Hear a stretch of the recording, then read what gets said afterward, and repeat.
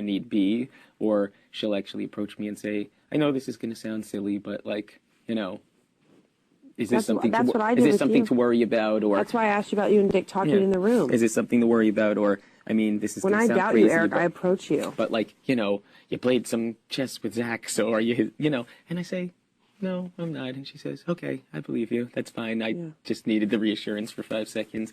And I don't know. Maybe I'm wrong. Maybe I'm totally paranoid. I felt like there were whispers at me. I felt like every time I spoke to Jen, spoke to Zach, spoke to anyone, it was like I was planning my next big move or whatever. And it was more like there's no one in the house.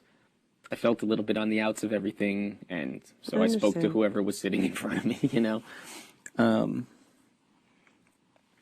And I guess everyone doubts everyone all the time, and that's the saddest part of living here, and I hate it.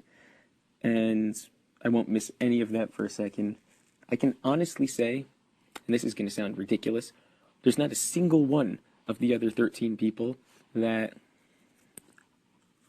I think that if outside of here, not having to deal with this shit, I couldn't sit down with and have a great night with, and have some beers and have a dinner and laugh my ass off and enjoy every second of it. Obviously, there are some people I would be more apt to do that with than others, but, even like a Zach, for example, I think I could have a perfectly nice time with him, but not in this environment. And, I mean, I know that you had your doubts about Dustin. Dustin had his doubts about you even. And to me, it's like, how sad is it that the person that you need to rely on the absolute most, you still have doubts about, or they're still doubting about you? I've chosen to try my best to not feel that way and to not make things problems where they don't exist or whatever. But I felt like in the reverse, that collectively, it was like, like we're watching you all week, and everything I did, I felt like it was like, as we discussed the other night, I felt like I couldn't win ever, no matter what I did, no matter what I said, no matter what I tried to show or prove or align. If I ignored people or if I spoke to people or whatever the case may be, I felt like everything I tried to do, and not from a gameplay standpoint, from a trying to just, what the hell is going on here standpoint, was like always the wrong thing. I could never say the right thing to anyone, and it was like I was really trying, and no matter what I said, it was always like taken the wrong way, looked at the wrong way. And so, I mean, I totally understand where you're coming from. It's sad to me that this is the way everyone has to look at everyone in this house. It's and I believe outside of here, after all this, and if this never happened and we were all to meet whatever, I think things would be a lot better for everyone. That's true. It's embarrassing and it's shitty for everyone. I mean, I like to consider myself to be pretty, good with everyone, but there's been a lot of ups and downs. I'm frustrated as hell with the game. I still haven't played a fucking veto competition. You will tonight. Can't tomorrow. win a fucking HOH if it fell on my head and asked me to win it. And I mean, this means nothing, but I've been close. If we've had 7, I've been close 5 of the 7 times. I mean, really close 5 of the 7 times. Me too, the last 2. Yeah, I, was in, I think, 2 tie breaks. I actually won the one with Kale, and it just wasn't, given to me. The one that Jen won, I should have won because I had the actual correct answer and they ripped me off. Last week, I won the fucking thing and Julie ripped me off. I mean, there's no other way I can say it. Now, was I upset that Jess won? No. But but that still doesn't change the fact that once again it was taken, out of my hands. I had the fucking disqualification. I had the eliminator where I eliminated, half of the people and then eliminated myself. I mean, it's very frustrating to me. And without playing in vetoes, with coming close and never winning in HOH, and and then being outright buried and doubted by everyone, there's only so many things that I can really do here right now. You know, it's I feel like what once, let's say 2 weeks ago, felt like, oh, I think of the 10 people remaining, I think I have one of the best shots for sure. Started feeling like, forget it. It doesn't matter when I leave, but I have no fucking chance of winning the game.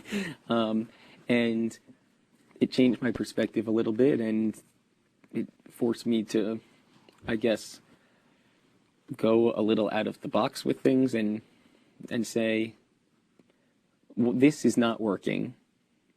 So is there anything I can do to shift where people's eyes are looking, to be forced to align in a stronger or different way, to be forced to stand up and say, this is where I stand in this house? And I don't know if this will ultimately accomplish that or not.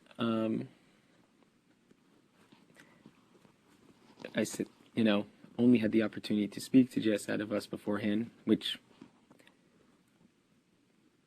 was regrettable. I couldn't bring myself to have a 5-hour conversation beforehand, and there was really no time to do so either. But she was the only one I spoke to, and all I said time and time again was, this is brutal because of everyone remaining in the house. Of course, I care about and like and enjoy spending time with Amber and Jameka far and away the most. And there's a decent likelihood that after this happens, I'm not going to be able to do that. And I said, all I can say is I sincerely hope that that's not the case. And if it is, then I made no one wants to move in, they just want to use. Do you need something? No, I was going to lay down. How long are you talking? A few more minutes, if you don't mind. Fine. As long as you take it well. Well, you're getting flies in my room. I asked it to come in. You invited the fly? And you can't have a conversation for 5 minutes without people embarrassingly pretending that they have reasons they need to move places. So ridiculous. She went outside before Jessica and Jameka were talking, and I said, Jen, leave them alone. Yeah. Let them fucking talk for 5 minutes. They're obviously having, like, a personal conversation. And she said, no, I'll interrupt them. And walked right over to them and sat down with them. She doesn't care. But what I was saying is, that was, of course, the worst part about it. And, of course, let's not neglect the fact that, similarly, I, of course, felt the same way about Dustin, but unfortunately, as the structure of the house goes, that can't be your first and foremost concern. When I see him again, I'm going to sit down and speak to him right away. But he'll understand. But, if it shook out where I wasn't able to spend time with the two of you anymore, then that would royally suck. It would make the rest of my experience here far worse, but I wouldn't blame you, and if that was the case, it would have just been something I had to deal with. Yeah. I think at times I've lost sight of what it is that I'm trying to do here. It's been way harder for me than I thought. There's no way to say this without sounding like an asshole, but I thought that, I was going to be really good at this, and I'm not. I'm sure everyone liked their own chances, but I thought that I was going to really have the proper balance of everything to really be good. And I, for the most part, have been really, really bad. Every competition that I suck at eats away at me. Every